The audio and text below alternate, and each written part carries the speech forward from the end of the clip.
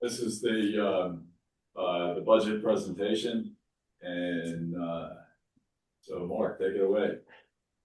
Sport coat and all. Take a picture. You won't see me in it very often. Mark, smile. Good evening, everybody. It's my pleasure to present the proposed 2026 Springettsbury Township budget.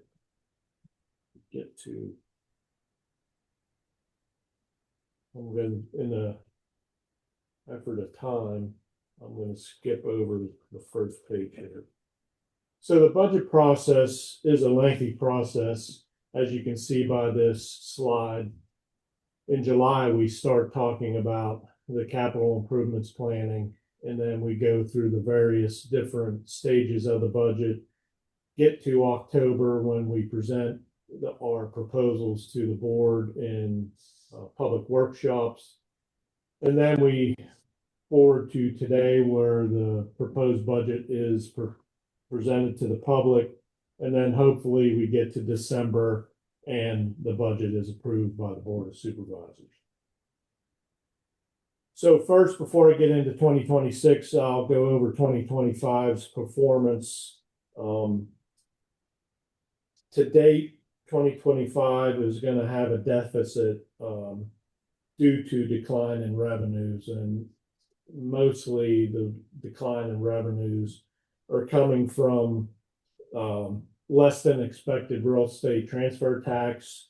Not as many properties have sold in 2025, and our building permits are down because of reduced construction and building. Our expenditures, they're slightly higher than expected in professional services and contracted services. Administrative objectives. Our goal, the township's goal, has always been to maintain the highest quality services at the lowest cost for our businesses and residents. Our financial values are to remain diversified and improve revenues through comparing and evaluating fees in every department. We also look to review and evaluate vendors on a regular basis to make sure the vendors that we're dealing with are giving us the best service at the best price. The financial strategy that we have for 2026 was to build the annual budget based on no increase in taxes and continuing that mindset of looking at our fees and continuing to pursue grant funding.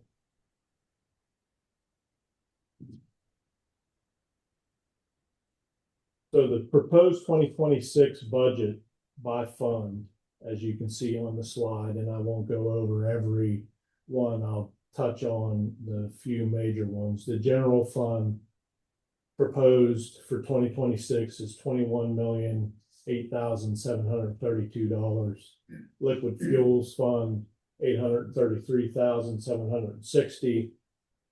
Capital improvements fund of $5,862,374, and the sewer fund at $13,338,228. The 2026 operating budget is balanced at $21,008,732. The couple of the major expenses that we're planning for in 2026 come through projects. We have the park security, Springettsbury Park security and lighting project. We have the Rockburn Park playground and rehabilitation. We have various public works equipment and police portable radio expenditure. An anticipated revenue that we've been waiting on for quite some time is the $3.5 million RACP grant reimbursement. I do expect to receive that revenue, which will be very helpful, and it's accounted for in this budget. We should receive that in, hoping the first quarter of 2026. And just another note to remind folks, the gaming revenue that we receive from the casino has been since the beginning and remains restricted to build our capital improvements fund. So the real estate tax review, the 2026 municipal tax rate remains at 1.5 mils, unchanged. It was last increased in 2018 and more probably was decreased in 2024 to the current rate of 1.5 mils. The county current tax rate is 6.9 mils.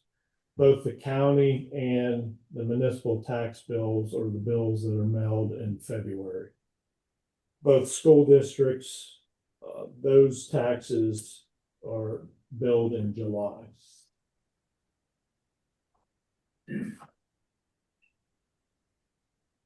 Our proposed revenue for 2026, as you can see, almost 68% of our revenue comes from some form of tax, whether that's real estate tax, business privilege tax, and then the other larger income comes from intergovernmental revenue.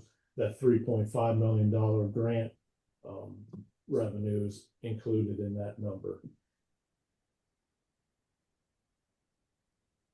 Expenditures, again, the lines are more than 50% of our expenditures revolve around public safety, and that's whether it's police or fire at almost 53%. And the balance of the $21 million budget is broken out by administration, public works, community development, recreation, finance, and IT services. The 2026 staffing will remain as it is for 2025, and that is 99 full-time positions and 4 part-time positions.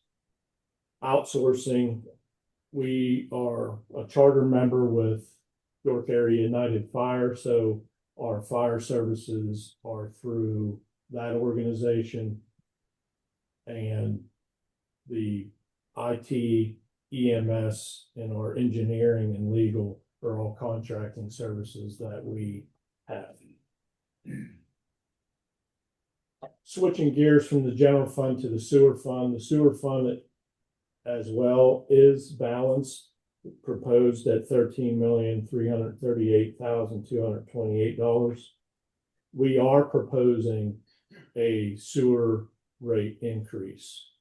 The sewer rate increase would be that we're proposing would raise the residential rate to $85 a quarter, the flat commercial rate to $90 a quarter. Both of those are $5 per quarter increases.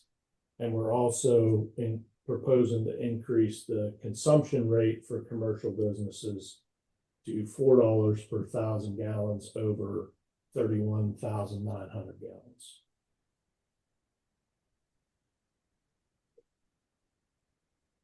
Grant funding is very important to us. We are very serious, take it very serious.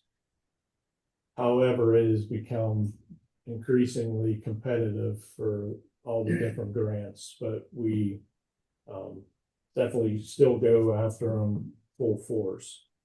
Grants awarded, and I won't go down through all of them, but the grants awarded that we're waiting on the funding, or at least waiting on the majority of the funding. As you can see, there's $5.8 million. Applications that we have out currently is $235,000 for the 3 items that you see listed there. Looking ahead, so challenges, as I just said, the competitive grant market. So we have to be more diligent and find different ways to improve our applications to hopefully get more awards in the grant. The strained housing market, the strained construction market is affecting our revenues from a permitting perspective, and continuing increased costs with utilities and healthcare is definitely something we keep an eye on a regular basis. Opportunities, we see opportunities with the reviewing our rates again to improve our revenue from the different charges for service that we offer. Evaluating vendors, like I said, to make sure we're getting the best vendor at the best price to coordinate with the township. And additionally, we've already started working with York Adams Tax Bureau to identify any other revenue we may be missing. And another project that we have for 2026 is we're going to review our fund balance policy to make sure that it's adequate for a municipality of our size. So that concludes my presentation of the 2026 budget. I would gladly answer any questions. Questions for the manager? Fabulous job. Fabulous job. Thank you. All right, thank you. So at this point, I would like to open up the floor to public comment. If anyone in attendance would like to make a comment concerning the budget, please click the raise hand button to be recognized. If there's anyone in the audience who would like to make a comment about the budget, please. Yes, ma'am.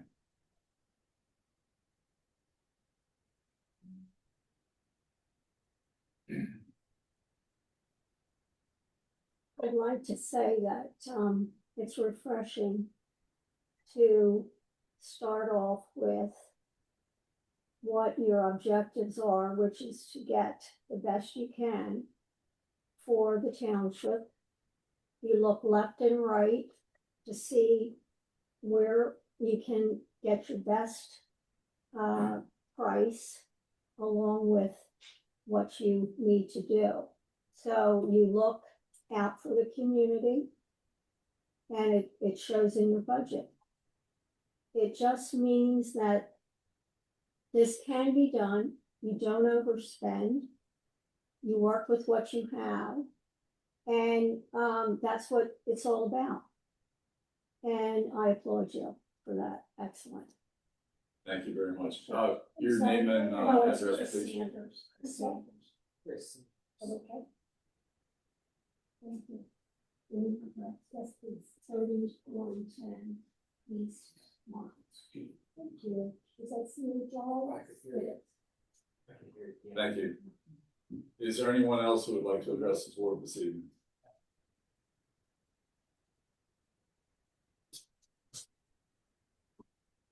All right, this meeting is adjourned.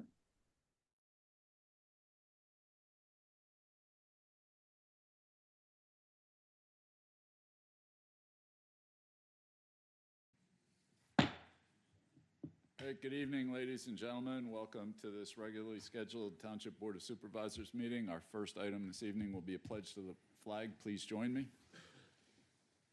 I pledge allegiance to the flag of the United States of America and to the republic for which it stands, one nation under God, indivisible, with liberty and justice for all.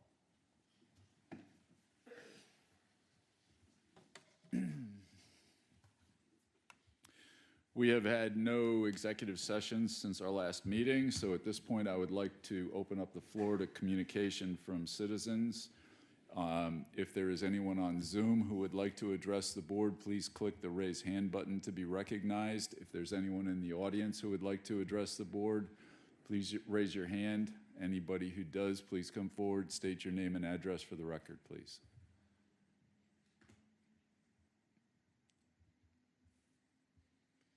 Seeing none, we will move on to, and I would actually like to move an item forward. We have Life Team here to give a presentation this evening, so gentlemen.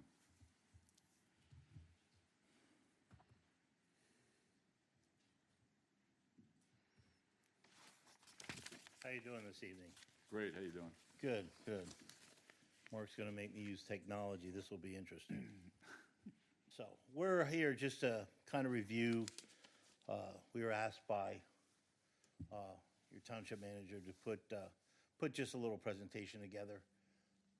Most of the numbers you're gonna see tonight is from 1 month, and there's a couple reasons for that. And it took a while to even get this. We have to rely on the dispatch center to get us information. And some of the information they sent takes quite a bit to go through. So what we'd like to do is present those numbers. We may have to extrapolate that a little bit over the year, but it'll give you an idea of what we're doing at the moment. So these are for October. This is Jeff Salisbury. He's my deputy chief. He's responsible for Springettsbury and the York County region. I'm Barry Albertson. I'm the chief of Community Life Team.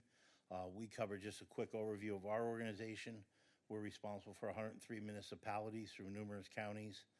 And we try to do the best job we can. And sometimes it works, sometimes it doesn't. But overall, our organization is fairly large, which brings a lot of assets to any municipality we serve. So our first, if I did this, is that the right one there? All right. Anyway, so our first breakdown is basically just 911 calls for the month, with a total of 461, transported 384, and there was a non-transported of 77 individuals. One of the things we did want to break down is, and if I'm wrong, Jeff, step in quickly. Municipality breakdown, the township, we did 395. Now these are, explain the breakdown there. So this is calls that the Springettsbury Township 2-6 truck responded to, and this is a breakdown by total calls. Now, these call volumes here are a gross breakdown, so actually the 2-6 truck may not have responded to this call, which we'll break down later on some of our missed call and mutual aid responses that came in. But this is a total volume that came out of the 2-6 station. Before you guys proceed, can you explain the ambulance numbers? Sure. As far as vehicles at the station on Commons Drive? Sure, you have two units. One truck is there 24 hours, and the other truck's there 12. Yep. And that Every day. The 24-hour truck is an ALS truck, so it's ALS capable, and that's a 24-hour truck. The other truck is a BLS and/or intermediate truck. Based on staffing, we try to staff that the majority of the time as an intermediate unit, and that truck runs 8 a.m. to 8 p.m. the majority of the time. Can you explain Sure. what those two are? I was going to do, that would be next. So the intermediate, the paramedic units, advanced life support. So obviously those individuals, a paramedic can do pretty much everything they need to do, cardiac arrest down to sprained ankles and those kinds of things. They're able to intubate, take care of breathing. The intermediate truck, which is, there's 3 levels. There's an EMT, which is your basic life support. They can do oxygen, airway. They can give certain medications, epi, some of those things. Do CPAP for breathing treatment, that side. Then the next level up is intermediate. So they're able to put a heart monitor on. They're able to do, let's say a diabetic, they're allowed to give glucose. This is all IV medicines. So they can start an IV, they can do all those kinds of things. Majority of the calls, usually at any municipality working, about 80% of the calls are BLS in that range. 20% are your advanced calls. And out of that 20%, your advanced or the intermediate can handle probably 10 to 15% of that 20%. So your paramedics are really there for the high-end acuity where someone's really, really ill. But the intermediate can handle a lot of those calls. So that's why we try to staff up. So go back to a little bit of our organization. One thing we do that's unique to most any organization in the area is we actually have training facilities where we go from EMT, advanced EMT, and paramedic. So we train all 3 of those internally. So that's how we try to help with our staffing issues is we try to basically take an employee who wasn't an EMT, make them an EMT, and then from there, if they're do well, they can advance up. And we pay for all that. We pay for their salary to be in those classes, because the medic class is like a year long. So we will pay their salary for a year along with their education to get them up to that standard. So it's a unique situation we're lucky to have, basically. So with these numbers, as you can see, most of the majority is in Springettsbury, but we do respond out to other areas. Again, with transport versus non-transport, break down the number a little differently. 83% of the time, we're taking the patient. 17% people aren't. We can treat them at home, or they decide they don't want to go.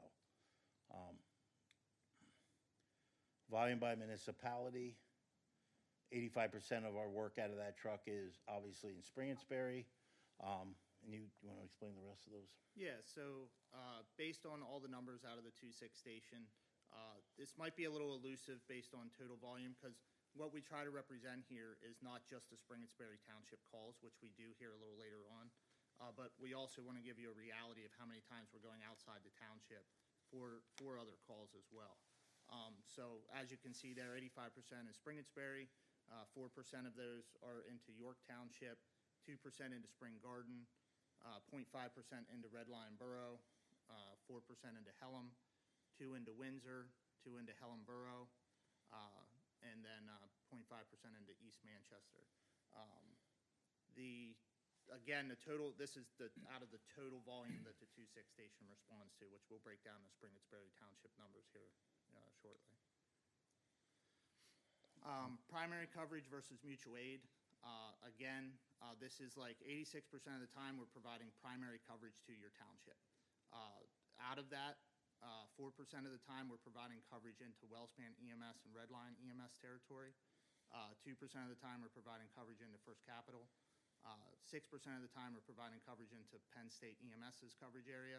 And then another 2% is second due responses or ALS upgrades. So for example, East Prospect, we have an intermediate or BLS truck that sits out there. If they need an upgrade to ALS, a lot of times we respond to that from the 2.6 station, and we'll rendezvous with the unit. And that also includes second due responses into whether it's Manchester, into our own territory to backfill our own units as well.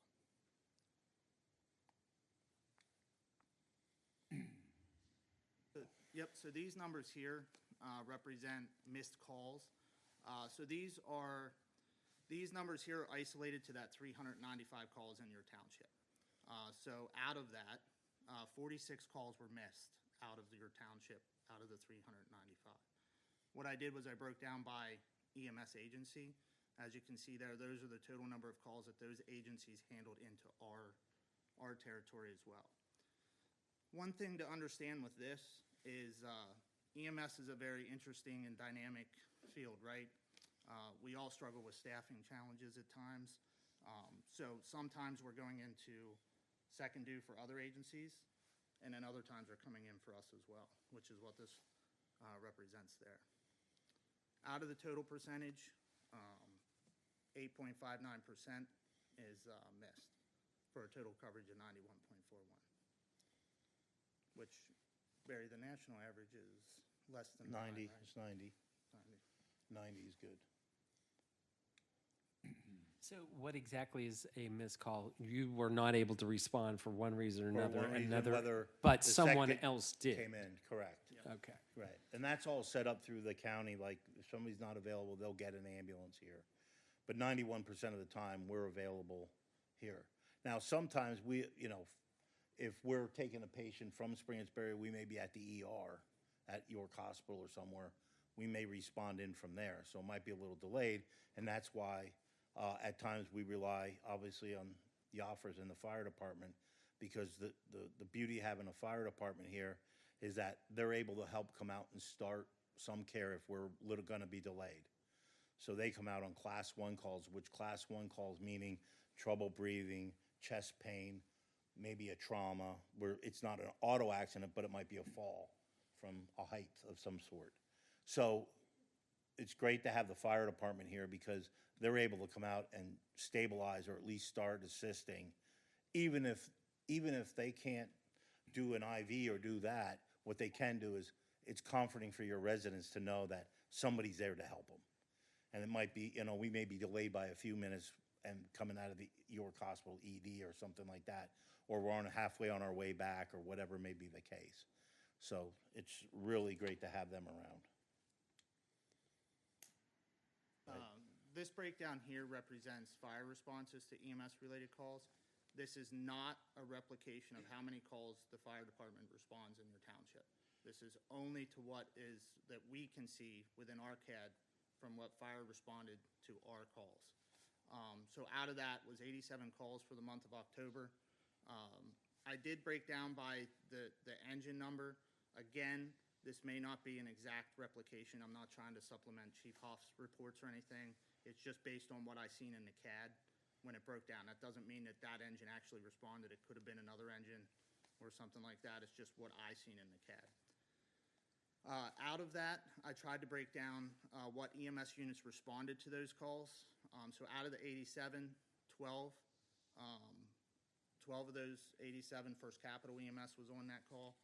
2 was Redline, 2 was Wellspan, 1 was Penn State, and then 3 were CLT other. Actually, go back there real quick. So out of the 87, one thing to note there is a 2.6 unit was on 67 of those calls. And why that's important is what that tells us is, so when fire's going out, so in one of the slides here, I'll show you how many times fire's coming out because of second due responses where we're not available. A 2.6 unit was on 67 of those calls.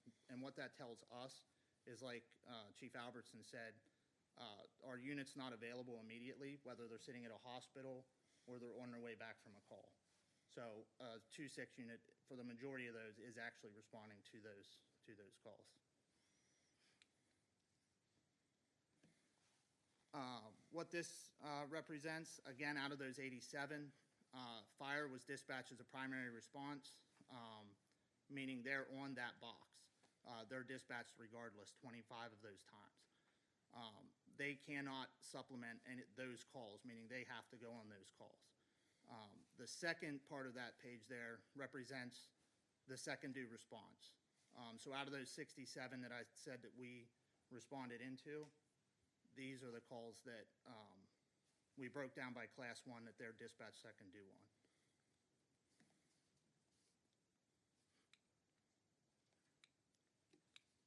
That's it, yeah. Is that it? One thing that wasn't in the slide that I actually did break down was how many times we requested fire department. Life Team EMS requested fire department 5 times for the month of October, for whether it's lift assist or some sort of need for fire department. And we requested 3 times for Knox box use for the month, so. That's in the Knox box request is because we do have knock boxes in the trucks, but if we have a truck out of service, we don't have them in all 70 trucks. So if we have to supplement another ambulance, it may not have the Knox box in it. So unfortunately, we have to call the fire department out to come help us get in a building or something like that. Yeah, and Springettsbury Township is the only units we stock with a Knox box Right. key, so. So that's a really quick rundown of a 1-month snapshot. We believe we do a great job at 91% trying. I mean, there's a theory in EMS, if you're covering 100% of your calls, you probably have too many ambulances sitting around.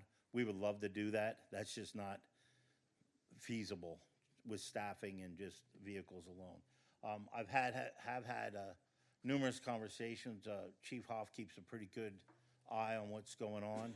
Him and I have discussed the either additional hours or some maybe stationing one of the trucks in one of the other stations. So those are ongoing discussions I've had with him. It's a pleasure to work with, certainly with him and his department. They've been great to us, but we just want to assure the township we're providing the service we said we would provide in the contract. The 2 trucks are there, and they're providing the service. Now, whether we have to reevaluate, do we need hours changed You know, do we run our trucks 6 to 6, 7 to 7? Do we need to adjust it based on time of day? We're gonna be running those reports to see when's the majority of the calls. Now, typically, the majority of the calls are early in the morning when your commuters are out moving around, and it drops off towards the end of the evening, at 8 or 9 o'clock when things kind of settle down. However, the township has expanded a ton, especially you've got other activities that are going on 24 hours a day, a lot of people moving around. So, you know, those numbers may be a little different, but we're gonna certainly take a look at that and how we can improve that. But overall, we really haven't had, we don't believe we've had a lot of complaints. I don't get a lot of complaints or anything. I don't know if anything if there have been some concerns from the township supervisors, we'd love to answer them if there's any issues at all. None that I'm aware of. No, I've not received Great one. job, guys. No, I appreciate it. Really good job. Yeah, thank you for all you do. Gentlemen on Zoom. Don and George, any questions? Yeah, I do have a question because I happened to be around back when the decision was made. We used to have our own dedicated ambulance service, and we decided to outsource that. At the time, I believe it was White Rose Ambulance that was awarded the contract for that, and I don't know I guess you're the successor organization to that. But my impression was, the presentation at that time was that we would need no other service beyond White Rose Ambulance, that they could handle everything, all of our emergency ambulance needs within the township. Now, has something changed? Because now I think I have to admit, it's difficult to hear remotely here, but it sounds like you're facing perhaps staffing challenges or resource challenges that now you have to sometimes rely on others to meet the needs of our township. Is that a fair statement? That would be fair, but I was not here when White Rose made the presentation, I don't believe. And I'd be honest with you, it might be a little disingenuous to say they can cover every call. That's a pretty hard thing to do, because when you have calls coming in, even if you had 2 trucks here full-time, when you get that third call in a row within 45 minutes or an hour, there's no way you can cover it all. Now, back in those areas, there weren't, you know, I know Jim had a lot of ambulances on the street. We probably have just as many. And our ambulances don't do a lot of transports, so we don't do a lot of non-emergency work. And in fact, we locally in the York area, we outsource. If something's got to come out of Memorial Hospital, since we're part of UPMC, we either outsource it or we'll send an ambulance from either Harrisburg or Adams County over to pick it up. Right. So I don't know that I would never make the promise that we would cover everything. That's a hard sell, honestly. So Yeah. Well, again, maybe my recollection isn't exactly well, trying to things say have that you would. changed. I'm sorry to interrupt. But things have changed. I mean, staffing has become harder.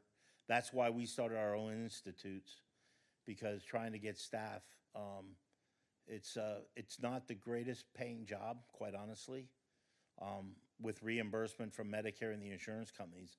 So it is hard to entice younger people and those to come into the industry. So it's always tough, but yeah, I would never promise that we would cover every call. I wouldn't tell you that. I wouldn't tell any municipality that. You always have to rely on some mutual aid. Yeah, I think the impression of the board at that time, though, was that the fire service or the dedicated ambulance service was going to be out of that business then. And then somewhere along the way in the subsequent years, I guess, as you mentioned earlier, they now go out, if you don't have the resources available, they'll go out with the basic life support type of thing. My question is, I'm not really comfortable with that in terms of providing the best level of service for our residents in our township. So are there other options we can consider to make sure that whether it's your ambulance going out or a neighboring community's ambulance going out, that we're providing, you know, the advanced life support when it's needed as quickly as it's needed? Well, what I can tell you is that if a call comes into York County Dispatch and it's dispatched as a chest pain, if we aren't available, they're not going to send a BLS truck. They're going to send an advanced life support truck. Now, what they may do, depending on who's available, what's going on, they may send, let's say, our truck from East Prospect, because it's BLS, it might be closer. If Penn State's available, as we showed on the slide, they may come in and assist. But they'll always have a paramedic on the way from somewhere, within reason to get to it. As the trick is to get at least an ambulance to the scene. They can do an awful lot and start treatment until still a paramedic shows up. Now, we have, in our cities, we have a couple chase trucks, which is our captains who are like platoon leaders. They'll respond out here all the time if it's needed. Because I know they were actually over in Pelham a month or two or so for a really bad car accident. So they're available to anybody. So that's kind of where how that happens. But county will always make sure you get the right resources on the way when you need them. Absolutely, and just to reiterate what Barry said, just because we're not responding to the call doesn't mean that you're getting a lesser level of care into the township for your residents. The county is making sure that still the unit contains a paramedic or the necessary resources that's dispatched for that call. Right. And that's also why the fire department also goes out on some of those second dues, to make sure that somebody's there quickly if there is something, a life threat. Some things can be initiated immediately. So, but yeah.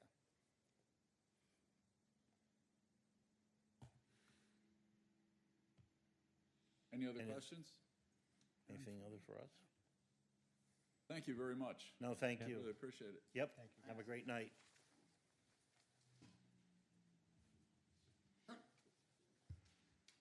All right, engineering reports. Diana.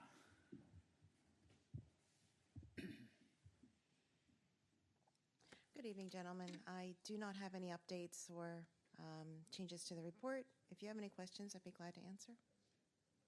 Any questions? None. Thank you. Okay, thank you. John, civil engineering. I have submitted my report. I don't have anything to add to it. If you have any questions, I'd be happy to answer those. Questions? Okay, we're good. Thanks, Thank you. John. Next, we have our consent agenda items 5A through, can't get this slider to go. A through, let's see, at least K, L, M. M. A through M. Mr. Chairman, I move for approval of the consent agenda items A through M as presented. Second. I have a motion and a second. All in favor? Aye. Aye. All right, next we're at bids, proposals, contracts, and agreements. Authorization for Township Manager to contract with CDM Smith for Safe Streets for All Action Plan at a cost not to exceed $176,750. Mr. Chairman, we submitted a request for proposals. We received one proposal back, and it was from CDM Smith, who we have a partnership with on other projects. I am comfortable with the price and the proposal submitted, and the 80% of this fee will be covered by the federal grant we received for this project, and the balance of that expenditures included in the 2026 budget.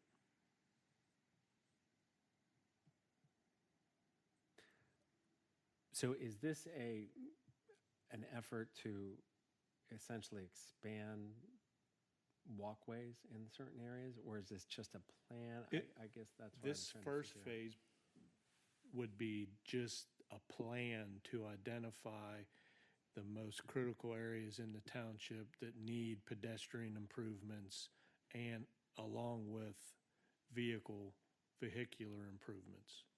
But it's looking at the township entirely. Haven't we identified that in the transportation study we did? This will take that even further. Okay.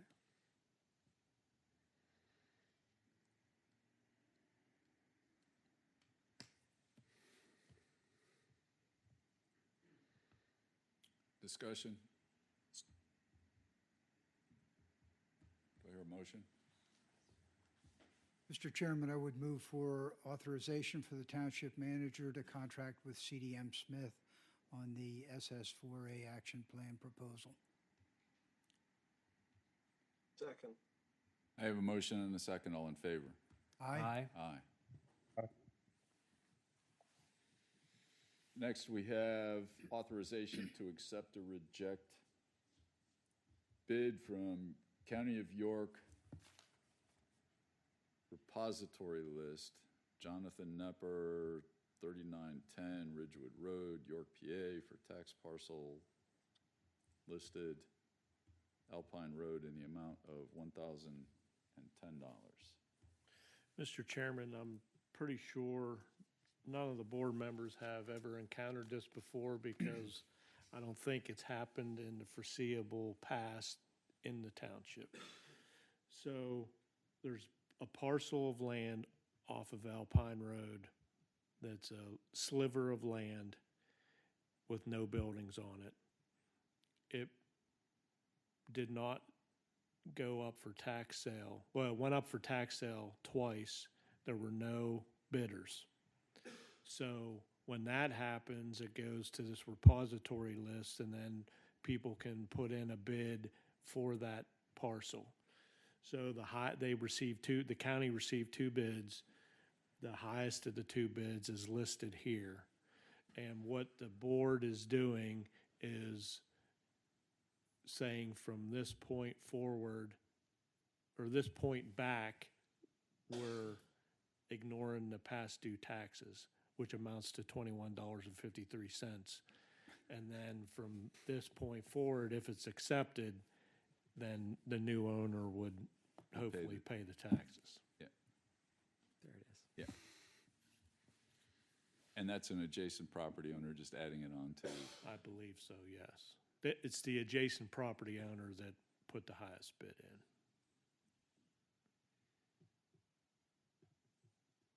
But when Jamie talked with the person from the county, that person doesn't ever recall this happening in Springettsbury Township before. So, Mr. Chairman, I move to accept on behalf of Springettsbury Township the $1,010 bid by Jonathan Nepper for the property to be removed from the repository list. Second. I have a motion and a second. All in favor? Aye. Aye. Aye. Good deal.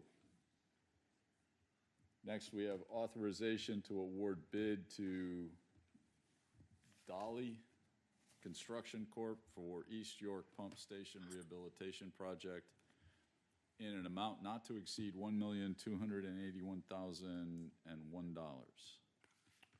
Mr. Chairman, East York Pump Station located on Stonewood Road is the most critical pump station that our sewer department, our township has.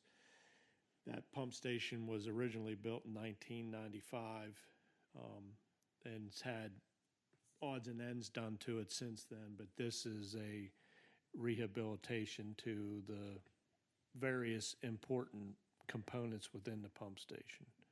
And this is a Springettsbury. I know it gets confusing sometimes. This is a Springettsbury sewer fund expenditure, not a shared. And it is included in the capital improvements budget. And it fits within the budget. It does. I'll make a motion to authorize awarding the bid to Dolly Construction Corp. for the East York Pump Station Rehabilitation Project in an amount not to exceed $1,281,001. Second. I have a motion and a second. All in favor? Aye. Aye. Aye. We have no subdivision and land development items, so communication from supervisors. Does anybody have anything tonight? All right, then we'll move on to solicitor's report, James. You all have a copy of my report. Any questions from any of the supervisors? Questions for the solicitor?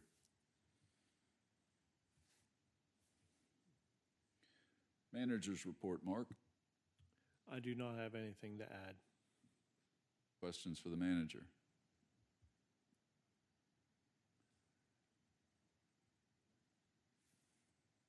Moving on then to ordinances and resolutions. We have authorization to advertise ordinance amending the zoning ordinance to incorporate provisions clarifying the interaction of the flexible development overlay with other zoning districts. So, Mr. Chairman, this matter will be presented to the board in a public hearing on December 11th in an effort to have it advertised properly. If the board chooses to adopt the change on the 11th, we would need to advertise that on the 26th of this month and early December to meet the regulations. So this is just authorization to advertise it, but the board will vote on it on December 11th.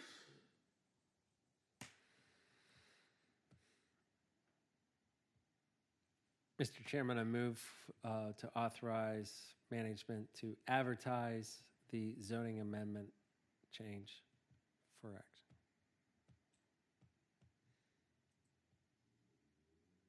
Second. Second. I have a motion and a second. All in favor? Aye. Aye.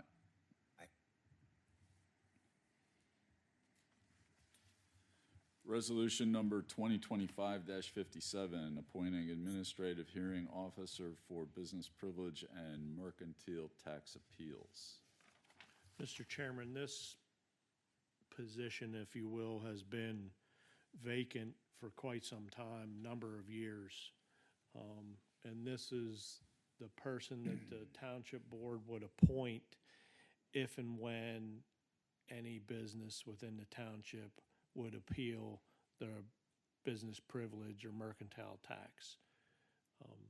It's something that Jamie Reed, Finance Director, and Solicitor Sanders and I were working on and found this person, interviewed this person, Nicholas Grimes from McCormick Law Firm, and recommend him to the board.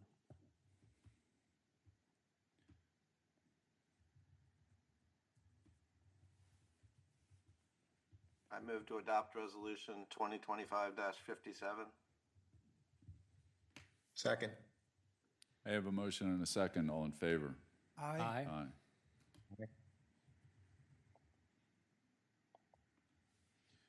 Next, we have resolution number 2025-58, adoption of Camp Security Park Master Plan. Mr. Chairman, this is just a formality of the plan that was presented to the board. As presented, there were a couple minor changes we made that the Department of the DCNR wanted us to make. Very minor changes, but other than that, it's the same plan. And again, this is, you're adopting the plan, and future action on that plan will be discussed at a future time. What were some of the minor changes? The one, I think it was two changes. The one change that I recall is the parking lot didn't show enough handicap spaces. So the plan we had to have that edited.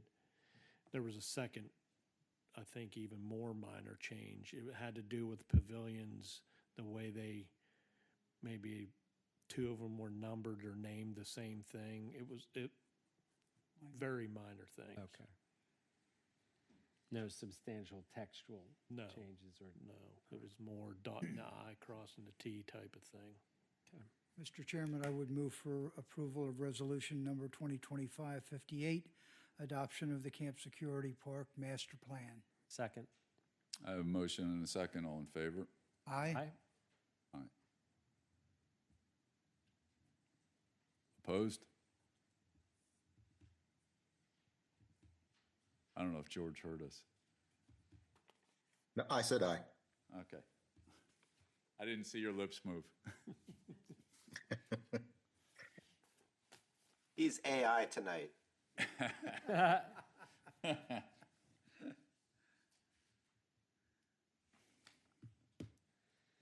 Any items on old business that anyone would like to have brought forward tonight?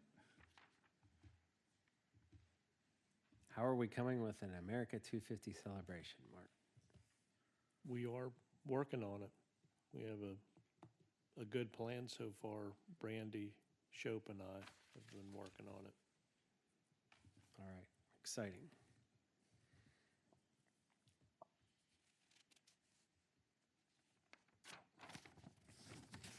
All right, then we'll move on to new business. We've had the presentation from Community Life Team. So next is authorization to advertise the 2026 proposed budget. Mr. Chairman, I move for authorization to management to advertise the 2026 proposed budget for Springettsbury Township. Second. I have a motion and a second. All in favor? Aye. Aye. Aye. Aye.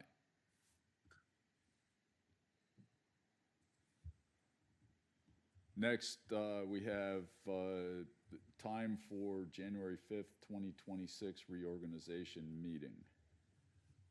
Typically 6 PM. Is that correct? Yes. It has to be on January 5th. You're just Yeah, setting the time. just the time. Mr. Chairman, I move to set the time for the January 5, 2026 reorganization meeting at 6 PM. Second. Motion and a second. All in favor? Aye. Aye. Aye. Aye.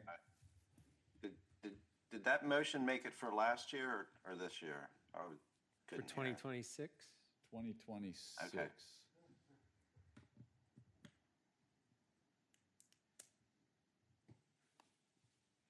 Next, we have setting the dates and times for the 2026 regular meetings of the Board of Supervisors. Currently, we are scheduled the second and fourth Thursday of each month at 7 PM, with exceptions for June, July, August, November, and December, which each only have one meeting. So the dates proposed for next year would be that same time frame. Is that correct? Correct. So June, July, and August will be the fourth Thursday only, November will be the third Wednesday only, and December will be the second Thursday only.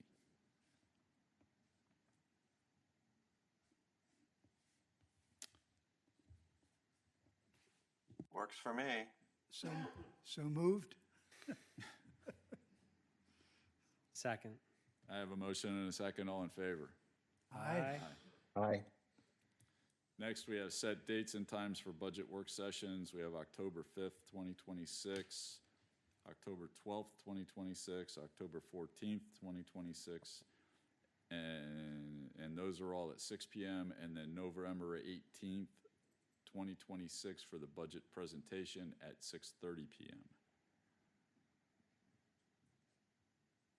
It's too far away for me to have anything on my calendar that says I can't do that. So moved. Second. Motion and a second, all in favor? Aye. Aye. Aye. All right, that takes us to the end of our agenda, so meeting is adjourned. Thank you, everyone.